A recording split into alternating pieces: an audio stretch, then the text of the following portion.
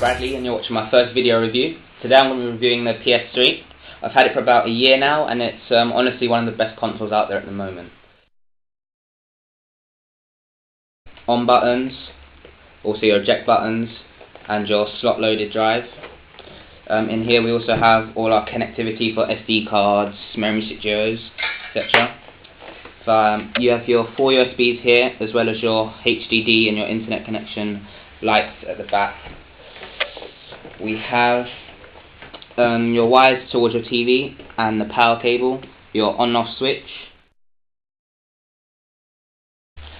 There are 3 main ways to connect your PS3 to your TV. You've got your composite cables, obviously your 3, and these can go into your SCART converter to use it as SCART. As well as that, we also got HDMI for HD TVs. Alright, let's move on to the software part and actually using the console. Alright, I'm just going to boot up now. Press the home button and it should boot up.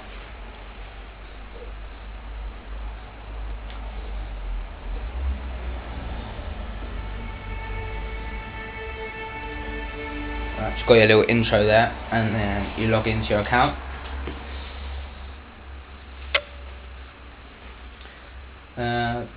Basically I'm just going to show you the XMB to begin with.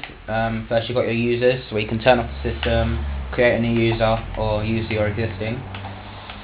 Moving on to your settings, you've got things like the update, games, everything that you can change on the consoles, all there.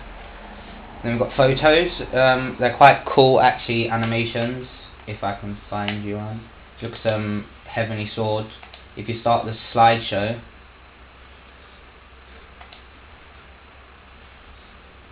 you've got lots of little fun ways to look at your photos. This one's quite cool. It kind of like writes it out and then drops your images on. And all real physics. You can move around and watch them as they fall into place.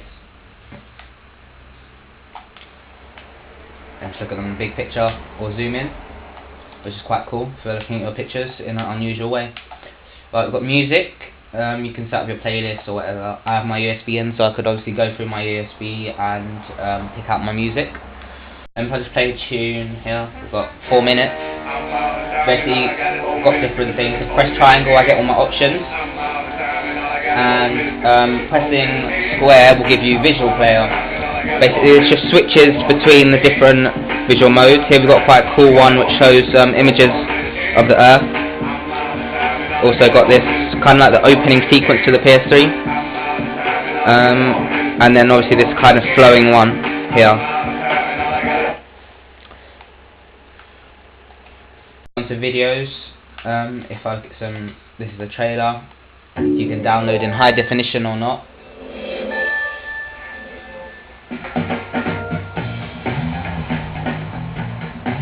It's all high quality stuff. If you exit it by pressing circle, you can always go back in and it will start from the same place that you left off. Moving on to your games column, you've got your save data, memory card where you can, if you're using a PS2 or a PlayStation game, it kind of creates a memory card for you to save on. Obviously your save games. And the new edition with the 2.4 software, firmware update, you've got trophies. Obviously I haven't got any at the moment. Then you got your games.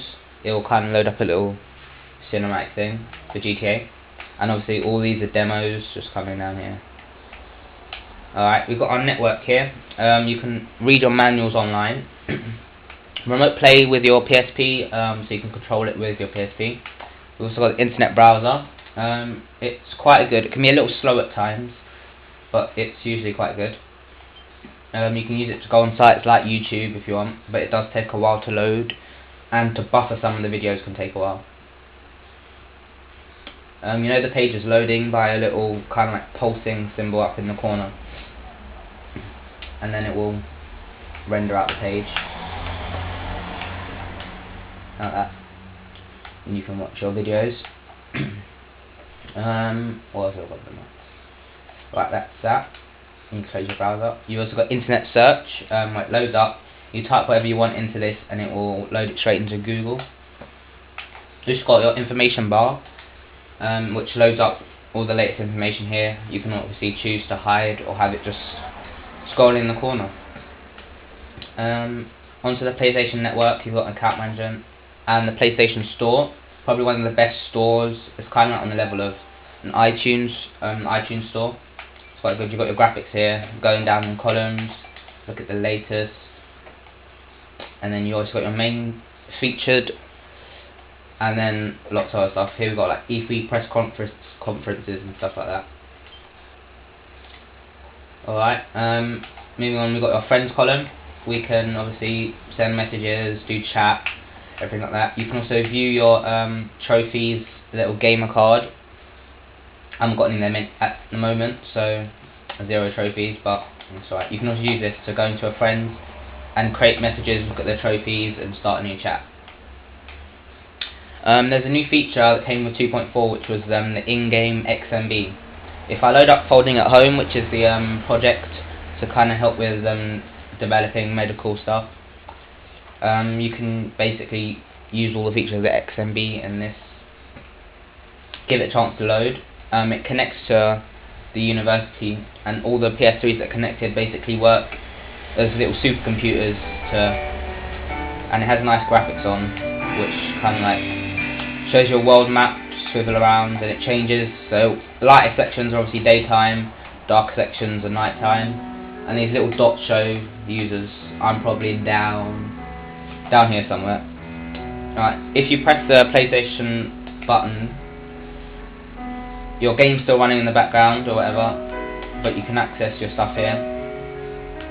It's still a bit slow at the moment, obviously, while it's working out the tweaks, but I can obviously go through my friends, click on their profile thing, message them, or compare my trophies. It's also got seamless game change. So if I'm playing a game that's on my HDD and I put in another disc, I can press this, and if I just press this, it will automatically switch the games without me having to exit this game and then go find the next game that I want to play. It will automatically switch them. And that's it really. You can just go back and it will sync you right into your game, or come out and find wherever you are and press quit, and it will quit your game for you. Talking graphics wise, it's definitely one of the very powerful consoles. Your new games like Metal Gear Solid 4, which I have here, Metal Gear Solid 4, and obviously GTA, some of the best graphics on the console so far. But with new games like Resistance 2 and Motorstorm 2 coming out at the end of the year, they're definitely games to look forward to. Just to recap really, the software on it, with your obviously your firmware updates coming out quite often actually to improve the system itself. That's quite good. For some consoles you don't really get updates a lot, so this one's definitely an advantage to know that they're still working on it and trying to improve. Flaws really about the controller. Once a rechargeable battery is dead, you can't replace it, so you have to like throw it away basically, and buy a new one. For the 6-axis, you can, well, now they've been reduced in price, so it's not too bad. But for DualShock 3, they're kind of going for like £35 each, so that's quite a lot of money to replace. Issues with loading images and stuff when you're in the PS Store, it takes a while to load up images, but I'm sure they'll be fixing them soon with more updates, hopefully. So yeah, I can't really find that much wrong with it. Out of 10, I'll probably give the PS3, I'd say about 8 out of 10, bordering on 9 out of 10, but just for the small glitches that you can find here and there. And also, it's taken Sony quite a while to get out some of their stuff, like Home, for instance. It's meant to be coming out, was meant to be coming out from last year, but we still haven't. They're still in closed beta. Hopefully, the open beta is out by about November. So yeah, that should be good, something to look forward to. But yeah, that's really it.